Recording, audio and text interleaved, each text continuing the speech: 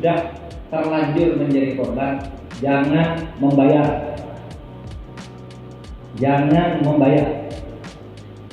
Kalau karena tidak membayar, lalu ada yang tidak terima, diteror, lapor ke kantor polisi terdekat. Sahabat Kompas.com, demikian imbauan Menteri Koordinator Bidang Politik, Hukum dan Keamanan Mahfud MD kepada masyarakat untuk tidak membayar utang kepada perusahaan pinjol ilegal.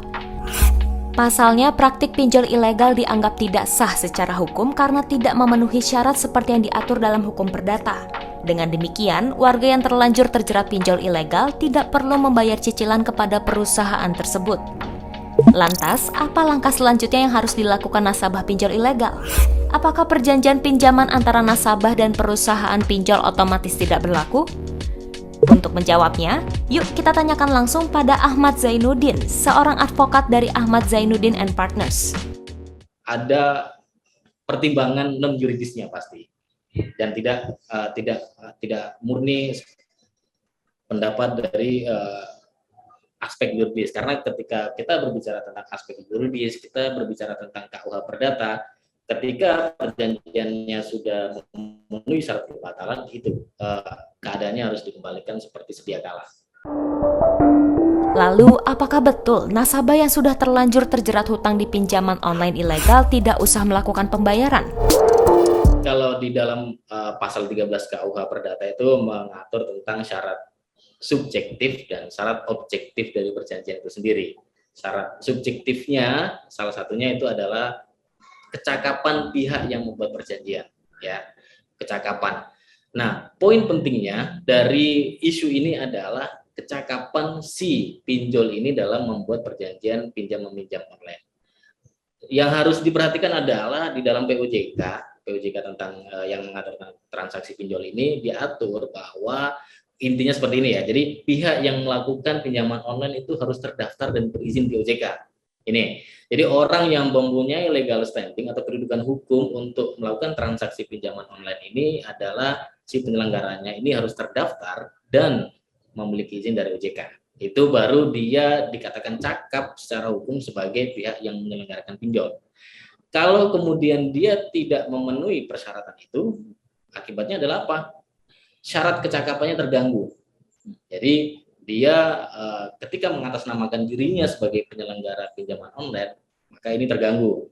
Otomatis secara tidak langsung dapat disimpulkan bahwa dia tidak cakap secara hukum. Ketika dia tidak cakap secara hukum kemudian membuat perjanjian pinjaman online atau melakukan transaksi pinjaman online, bagaimana? Maka tindakan yang dilakukan itu memenuhi syarat kebatalan dari perjanjian itu sendiri. Itu ya.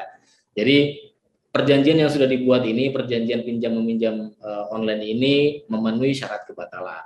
Akibatnya apa? Ketika perjanjian itu memenuhi syarat kebatalan, ketika perjanjian ini batal nanti, maka kondisinya harus dikembalikan seperti semula sebelum perjanjian terjadi.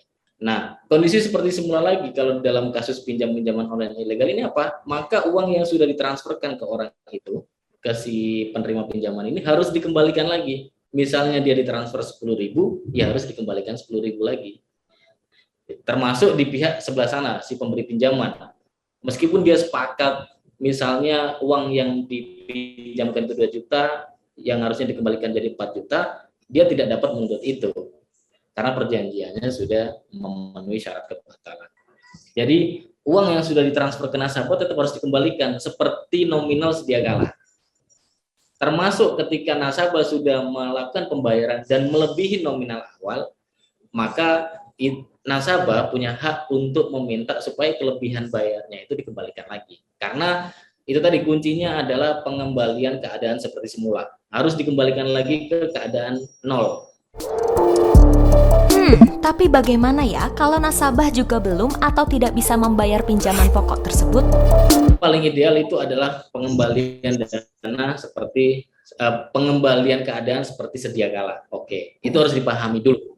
Soal dia tidak punya uang untuk mengembalikan dana, sepanjang itu tidak ada tuntutan untuk mengembalikan dari pihak pinjolnya, ya sudah, ditunggu sampai dia punya dana.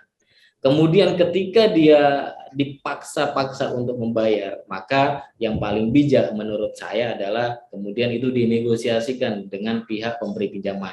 Jadi saya akan mengembalikan misalnya seminggu kemudian, atau sebulan kemudian, atau 2 bulan kemudian. Karena ketika pemahaman yang seperti ini kita punya, dari pihak pinjol ilegalnya pun serba susah.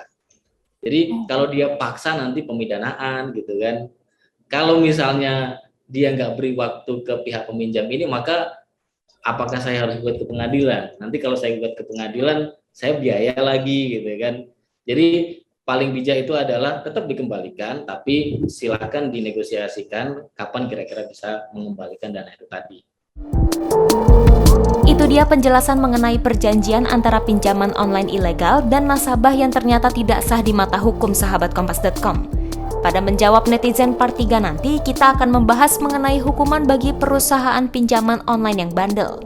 Kalau sahabat Kompas.com ada pertanyaan, jangan ragu untuk tuliskan di kolom komentar ya. Bersama Kompas.com, jernih melihat dunia.